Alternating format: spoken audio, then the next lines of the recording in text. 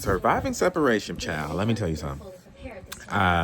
This dating stuff is actually, it's very interesting. It's fun. You get to vet people.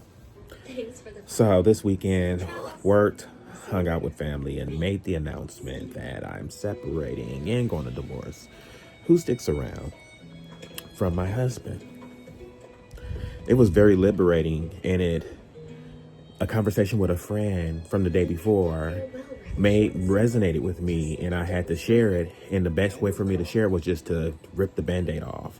My ex pretty much already did buck wild on his page, showing his creature and posting him and all of this stuff. The happiest you've ever been, just being very sloppy about it, and no regards for how other people may feel, or not me, just your friends, our mutual friends.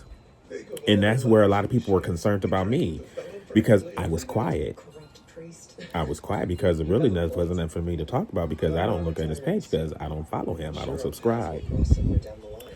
So I did the post, and I told everybody to say congratulations, because at the end of the day, this is a milestone in my life. I'm 45 years old. I asked God at the beginning of the year to remove everything that was not for me, and he removed it.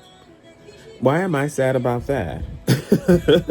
I'm happy. And it was like a weight was lifted. Oh, my anime show in the background.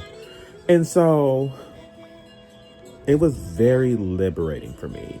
And everybody was congratulations. Oh my God, we didn't know. So, congratulations. And that's all I need to hear, because it's not a sad moment. It's a moment of change, and I'm woven to my home. So why am I sad about that? I'm just concerned. I hope it's not a big mess at this tenant leaves, because I'm gonna be pissed the fuck off. But in other news, today the ex came to, pick up clothes, because, he lives with his new boyfriend like a squatter, knowing he got a whole place to live. But I'm fine you're there, because I really don't like being in your presence. And it gave me anxiety. And then we had simple conversation, and then talking about stuff I already knew. She's my best friend. I know her. They start opening a new restaurant in the city. Okay, great. And then he says, "Can I have a hug?" That was the most awkward hug I've ever given in my life. I gave the church lady side hug. What do we need to hug for? This is business. That's it. We own property together. You paying the lawn because I'm paying this bill.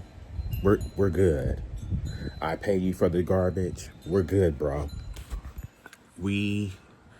There does not need to be no hugs. There does not need to be no conversation, because I've already made peace with the fact that you are incapable of hearing me or my concerns or my problems. I've made peace with that. I've had a funeral and I've buried it.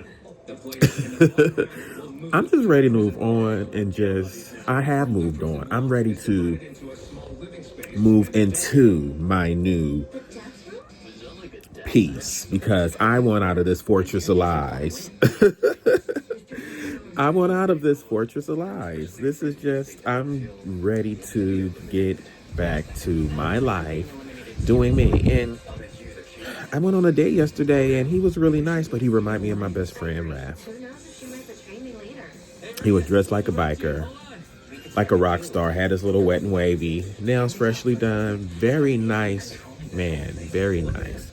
But when I asked him a question about would he take his ex back if he came to him, and was like, I've changed, he was like, I would have to see where I'm at. When you say that means you really want to take this man back. You guys just possibly didn't work it out in that perfect time. Dating is just, I sit there and just take the person in, and I get to analyze and see if this is something I want. He's a good friend. He's a very good friend, and that's what I wrote in my journal. He's a good friend. Pretty gals, nice dresses. I haven't found that person that gives me that ooh-ah sensation as of yet. I mean, I just have a little work come and just suck my dick every so often. I don't care. I can be lonely. I'm perfectly fine with it, because it's actually fun. It's just me, no plus ones. We're the niggas.